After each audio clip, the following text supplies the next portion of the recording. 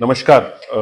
आज हमारे आरबीआई के गवर्नर मल्होत्रा साहब ने एक क्रेडिट पॉलिसी फिर से दी है। उनकी सेकंड क्रेडिट पॉलिसी थी। वैसे तो ये एक रूटीन इवेंट है जो हर 2 महीने में एक बार होता है, पर आज कुछ विशेष था, तो मैंने सोचा कि मैं आपको बताऊं कि इससे आपका क्या फायदा है, अर्थव्यवस्था का क्या फायदा है, बैंक्स का क्या फायदा है, तो ओवरऑल बिजनेसेस का क्या फायदा है।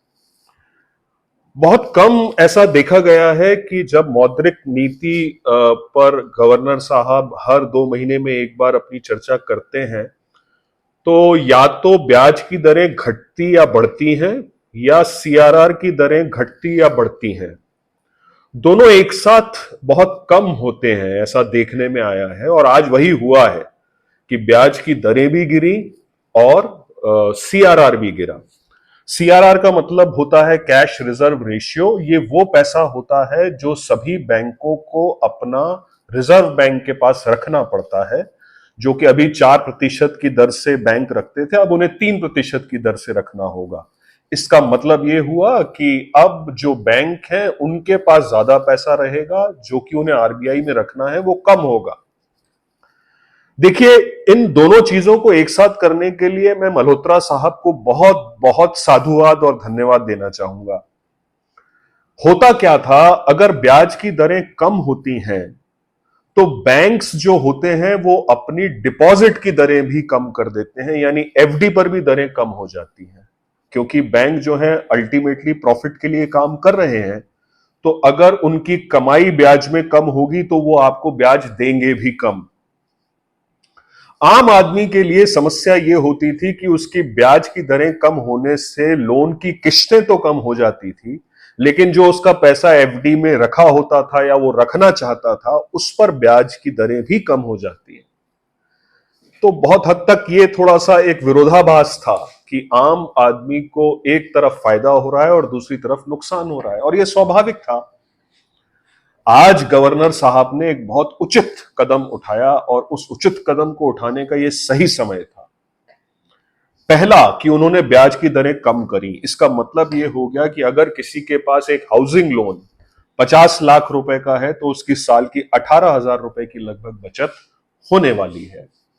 और 50 लाख से 1 करोड़ ये एक नॉर्मल टिकट साइज है जो हमारे मिलेनियल जनरेशन के लोन की कीमत आती है, किश्त आती है। अब होना यह था कि अगर सीआरआर कट नहीं होता, जो कि हमारे गवर्नर साहब ने किया, तो बैंक्स क्या करते, एफडी के रेट भी कम कर देते। अब बैंकों के पास एफडी कम करने से, रेट कम करने से समस्या होती है।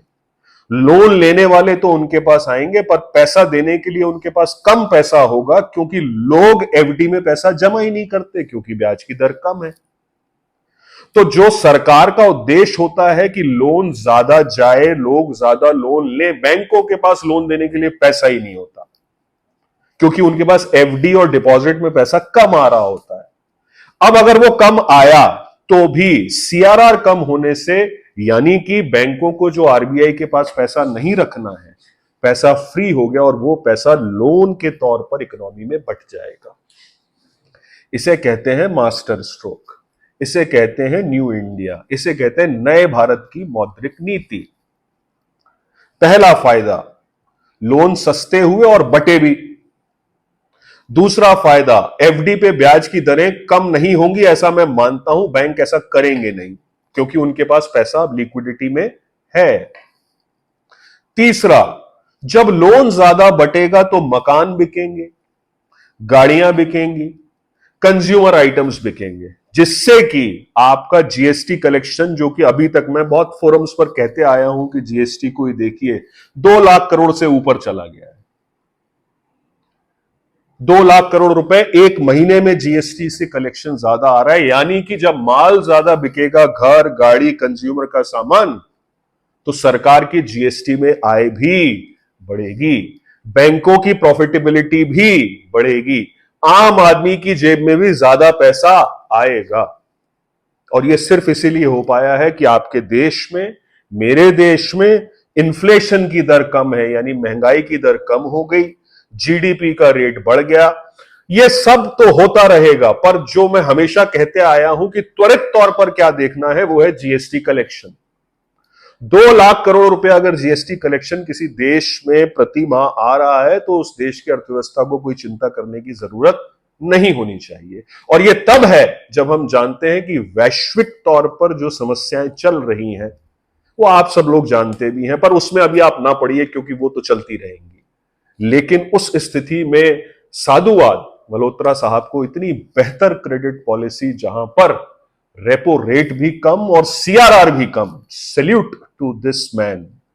जिस तरीके से इन्होंने फ्रंट लोड किया है इकोनॉमी को तेज भगाने के लिए, मुझे पूरी उम्मीद है अच्छे मानसून, जो ईश्वर की भी कृपा हमारे देश के ऊपर है ही, अच्छे मानसून से, इस मौद्रिक नीति से, जीएसटी कलेक्शन से और सीआरआर कट से आने वाले 6 महीने में आप देखेंगे कि भारतीय अर्थव्यवस्था बहुत तेजी से आगे बढ़ेगी।